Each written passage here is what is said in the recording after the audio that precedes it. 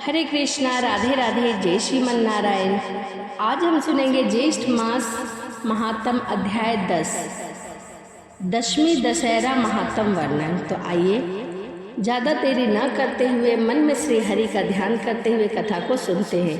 यदि आप मेरे चैनल पर नए हैं तो प्लीज़ चैनल को सब्सक्राइब और लाइक करना ना भूलें। और यदि आपने अभी तक ज्येष्ठ मास की कथाओं का श्रवण पान नहीं किया तो मैंने अपने चैनल पर वीडियो अपलोड कर दी है, आप वहां से जाके कथा सुन सकते हैं। तो आइए आगे की कहानी हम सुनते हैं। स्कंद जी कहने लगे कि हे ऋषि, ज्येष्ठ मास के आने पर भगवान विष्णु के मंदिर में जाकर दशहरा व्रत करना चाहिए और एकम से लेकर 10वीं तक भागीरथी के जल में स्नान करना चाहिए, यानी कि गंगा स्नान करना चाहिए। और ज्येष्ठ के महीने में श्री नारायण की प्रतिमा का पूजा करना चाहिए।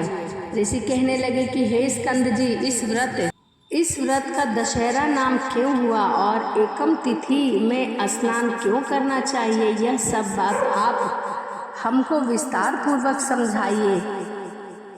स्कंद जी कहने लगे कि हे ऋषि, ज्येष्ठ मास शुक्ल पक्ष 10वीं तिथि बुधवार, हस्त नक्षत्र, गर कर्ण, आनंद योग, व्यतीत पात योग, कन्या राशि के चंद्रमा और वृष राशि के सूर्य होने पर स्नान, दान, पूजन आदि करने से मनुष्य के सभी पाप नष्ट हो जाते हैं, सभी पापों से उसे मुक्ति मिल जाती है। इसीलिए इसका नाम दशहरा हुआ। इस दिन गंगा स्नान का अपना विशेष महत्व माना गया है।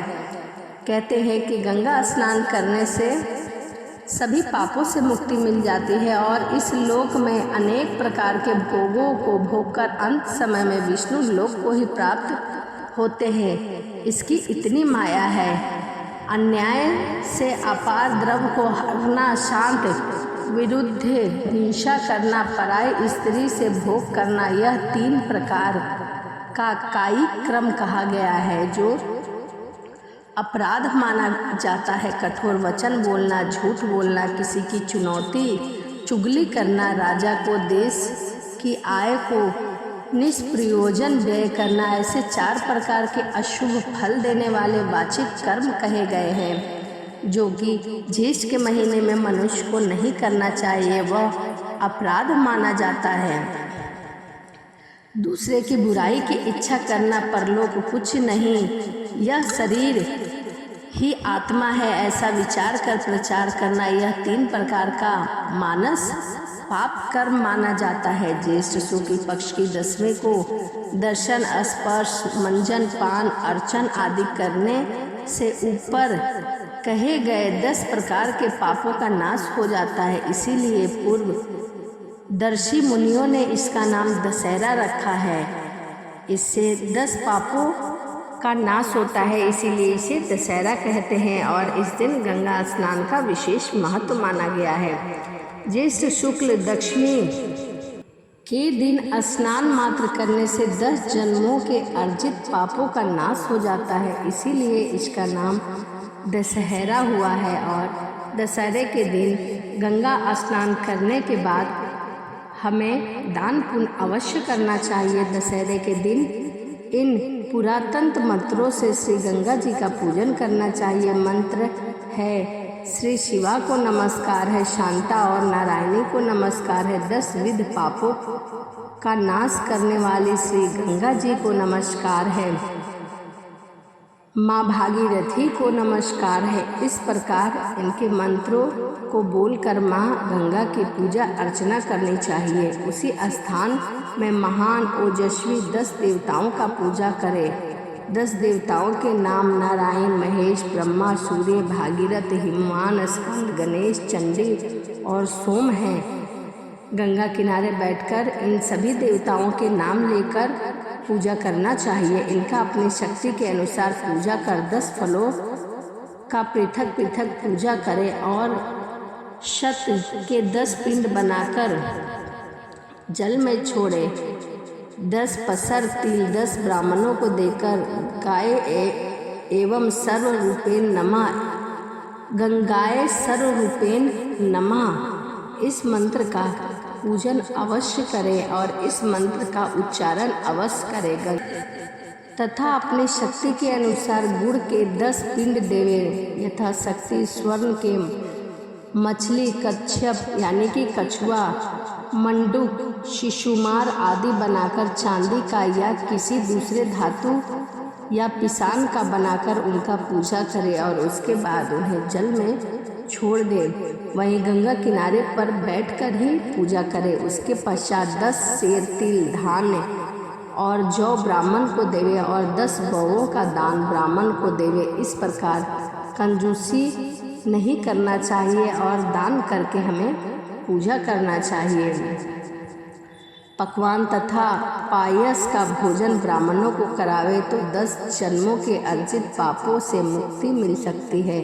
इसमें कोई संशय नहीं है। ज्येष्ठ मास के शुक्ल पक्ष को एकम तिथि से लेकर 10वीं तिथियों में दशाश्वमेध तीर्थ का स्नान करने के समस्त फल मिलते हैं और सभी पापों से मुक्ति मिल जाती है। इसीलिए एकम से लेकर 10वीं तिथि तक हमें गंगा स्नान करना चाहिए, दान पुण्य करना चाहिए, ब्राह्मणों को यथाशक्ति के अनुसार भोजन कराना चाहिए।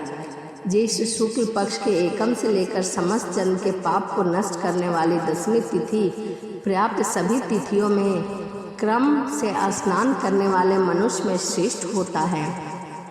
इसीलिए और दशहरे के दिन दशाश्वमेधेश्वर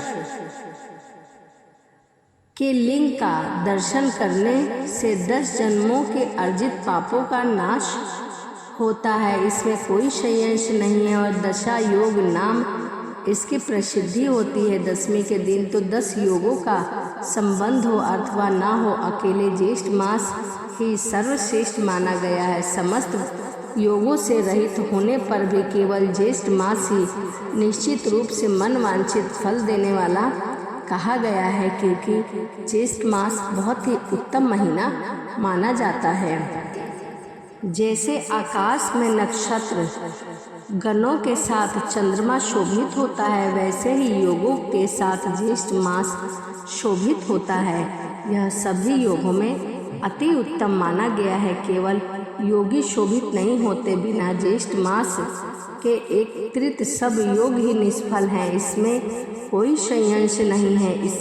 इति श्री ज्येष्ठ मास महात्म शुक्ल दशमी दशहरा महात्म वर्णन 10वां अध्याय संपूर्ण। यहीं पर ज्येष्ठ मास की कथा अध्याय 10 यहीं समाप्त होता है। तो चलिए इसी के साथ वीडियो को समाप्त करते हैं और मिलते हैं अगली वीडियो में। कथा को पूरा सुने, क्योंकि अधूरा ज्ञान किसी काम का नहीं होता है। कथा को पूरा सुने और वीडियो आपको अच्छी लगी तो प्लीज़ चैनल को सब्सक्राइब और लाइक करना ना भूलें। तो चलिए इसी के साथ वीडियो को समाप्त करते हैं और मिलते हैं अगली वीडियो में। सभी को राधे राधे, जय श्रीमन नारायण, हरे कृष्णा।